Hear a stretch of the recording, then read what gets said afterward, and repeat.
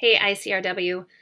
I want to go over how to create your source citations for your annotated bibliography in correct MLA style using the Purdue OWL website. If you like EasyBib and you feel comfortable with it and it's done a good job for you in the past, then you go right ahead and do that. I just can't guarantee how accurate it always is, and it depends on whether you plug in the correct information in the right places. And sometimes students accidentally put certain parts of the source entry into the wrong fields in EasyBib, and so it will create an incorrect citation. But if you like it and you want to roll with it, then that's on you.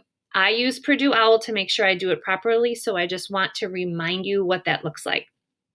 So what I have set up here on my screen is just good old Google. So I'm going to type in here Purdue OWL, and it will take me to, I want the first one, Purdue OWL, Purdue Writing Lab. Now we use MLA, so I'm going to scroll here on the left, and I can click on Research and Citation, or I can click on MLA Guide. Either of those is going to eventually get me where I want to be. If I click Research and Citation, then I come over here on the left and I click MLA Style. Under MLA Style, what I want is the Formatting and Style Guide. You can read up on MLA, but you probably don't care to do so. So if I click on Formatting and Style Guide, then I scroll down here, and you guys are using almost exclusively electronic sources. If you happen to have a book, and I did see one or two, then you would click on this part here, but you mostly are going to want to use this electronic source one. So I'm going to click that. Now, you guys are using really 3 different types of electronic sources. Most of you have articles on a website or a page on a website. That's the most common. Some of you are citing an entire website. There's a place for that on here as well. And the other thing that you're going to need to know is databases. That's all in this website. So I'm going to scroll down here and keep scrolling. So right here, this gives me citing an entire website. That's not the most common thing. More of you are going to need this one, a page on a website.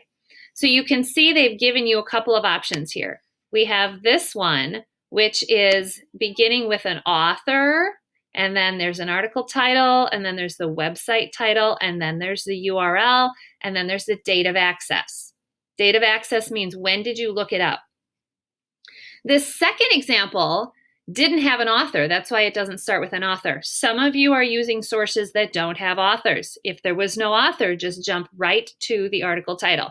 So it starts with the article title, then it goes to the website title, and now this one you'll notice has a date here, but this one didn't have a date in between the website and the URL. If there's a date that the article was published, right? So this article was published in March of 2014. Then that goes here in this spot. If your article does not have a date, and some of your articles don't, then you skip this part completely, and like this one here, you jump right into the URL. If you have a date right here, then you don't need to provide a date of access.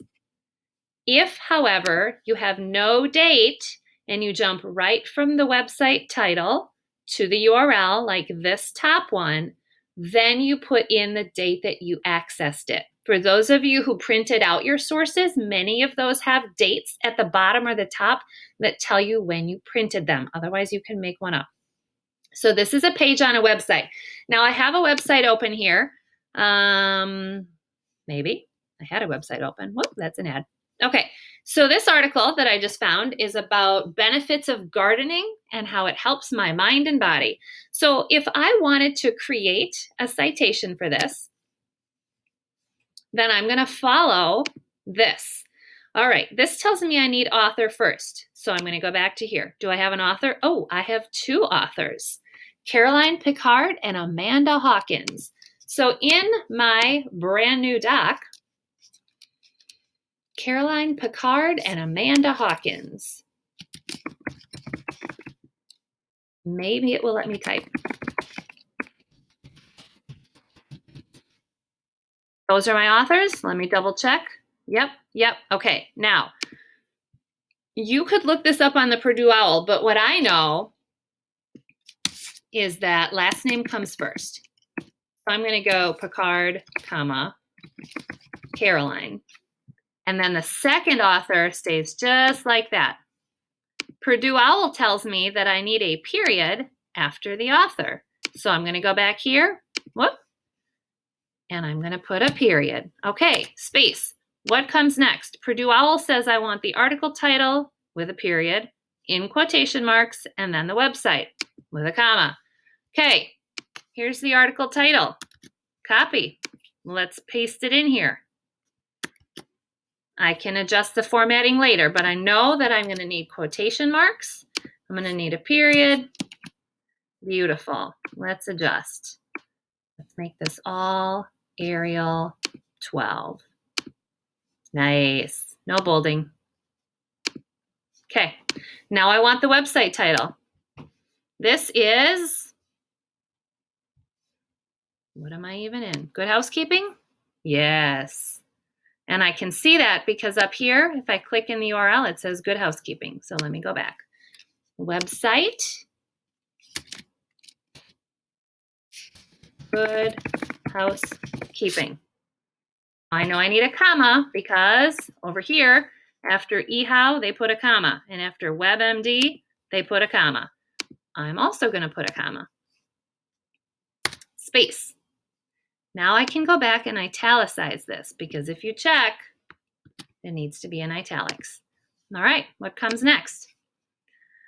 Okay, URL or the date of the article. I wonder if my article has a date. Oh, it does. April 16th of 2019. So I'm going to put it 16 APR period 2019 period space. What comes next? After that, I use a comma and then I put in the URL. Let's get rid of that period, comma, space, and now I need the URL. Click in there, Control C copies it, paste there. Now, some of you might remember that we always remove the hyperlink. So I'm going to click it and go down here. Ooh, that guy. See, it says remove link. Yes, remove the link. Okay, now at the end, period, and I'm done. I can show you later how to create those old hanging indents. We've done this before. Slide it over to 1/2 inch. Slide that back to 0. There you go. So that's how to do page on a website.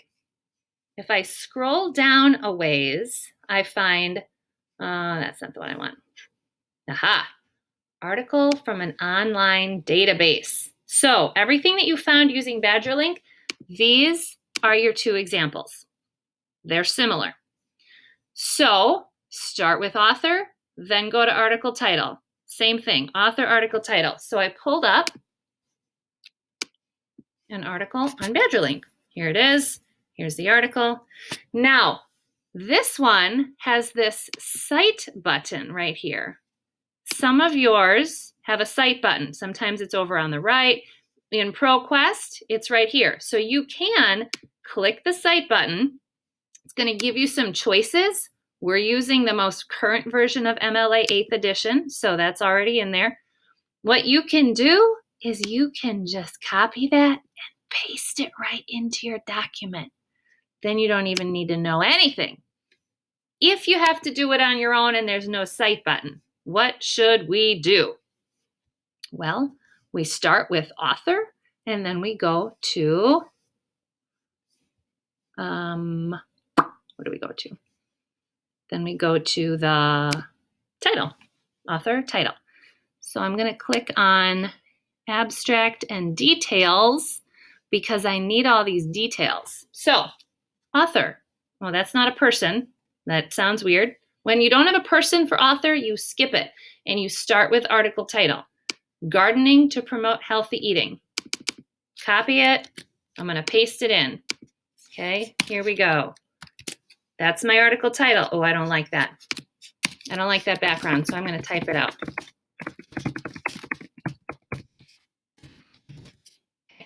Article titles go in quotation marks.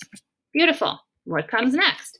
After my article title, oh, I need a period, and then in italics, I'm going to put what database did I find this in, or just kidding, not database, source. Historical journal, environmental toxicology. Let's check it out. Whoop, I'm going too far. Subject, title, author. Where did this originally appear? Oh, in the Advocate. It tells me where, but I don't care. So I'm going to say it's in the Advocate. So I go back here. Did I need a comma? After, nope, period after article title. Period. The Advocate, because that's the source in which my article originally appeared. Great, what comes next? Comma, and then we do volume and issue number. Does this one have a volume and issue number? Nope, a lot of them do. This one does not, so I'm going to skip it. So I'm going to go back in here and put a comma, just so I don't forget. I'm going to italicize it, just so I don't forget. Okay, so I did that. I don't have a volume. I don't have an issue number, but I do probably have a date. So I'm going to put the date and then a comma. So let's find the date. 2013 is the year, but more specifically the 14th of May. So let's go back in here. 14 May 2013. I think there was a period. Let's double check. No, it's a comma and then page numbers. Comma and page numbers. Do I have page numbers? No page numbers. So I'm going to leave that blank. All right. If I don't have page numbers, I put a period and then I put the title of the database that I used. What database am I in? US News Stream. See, look, it says it just like that.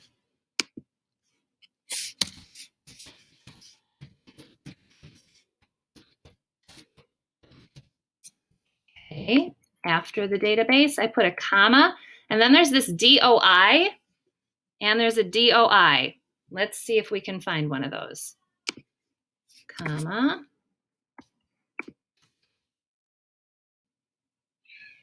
I do not see a DOI. So what I'm going to use instead is the ProQuest document ID. Let's paste it in here. ProQuest document ID. There it is. We're going to make it Arial 12. And we're going to remove the background.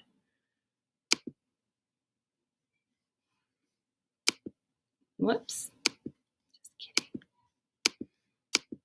There we go. That looks more normal. All right, now what? After the DOI, period, and then the date of access. So after the DOI, which instead we did the document ID number, period, date of access is, how did they do that? Accessed, and then today. What's today? 26. 26, MAR, period, 29, 2020, period. So this, my friends, is my source citation for a database. And I just put the hanging indent on it. I'm going to delete that whole row. Okay, so page on a website, article from a database. If you can find the cite button, use the cite button. It's quicker. Oh, I forgot to italicize that guy. There we go. Looks good. All right, later.